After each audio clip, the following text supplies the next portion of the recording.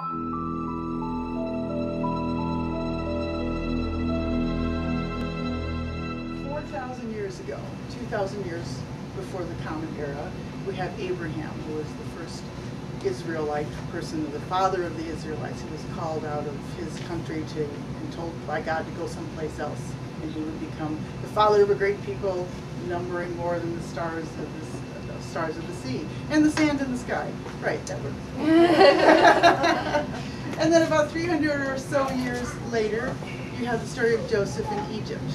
And he brought his whole family, his 12 brothers and the tribes into Egypt, where they prospered and became wealthy and were equal to the people in Egypt for a while. And then, of course, as always, things change.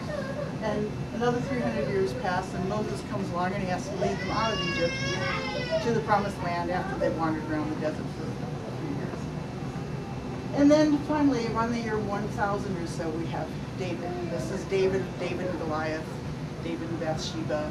And his story is mainly told in the book of Samuel and the book of Kings, the two Old Testament books which were written long after these were. But the time period of David happens around the year 1000. Now the interesting thing that happened then is that the Israelites were tribes of people all throughout the land. They had chieftains and leaders, and they had prophets and judges, people who tried to lead them morally. But unlike all the other nations in that area, they didn't have a king. And they wanted a king. They went to the prophet Samuel and said, we want a king, we want to be like other nations, and we want to have a king to rule over us. And Samuel, being a prophet, and obviously a wise man, said, you don't want that. A king is going to start, taxing you and grabbing your young men and sending them off to war and collecting the women and putting them in the harem. There's no way, you're going to be sorry if you're going to get yourself a king. And they said, no, we really want a king, we really want a king. So Samuel found Saul, who was one of the head chieftains, and he definitely did exactly what Saul said, started taxing, but started, collecting people, starting wars, but he consolidated the tribes so that they became much more of a nation.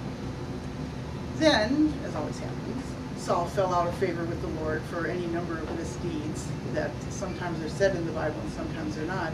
And the people said, we want another king, we want a different king. Find somebody who's going to be able to replace Saul, because obviously God doesn't like him anymore, we're losing all the wars.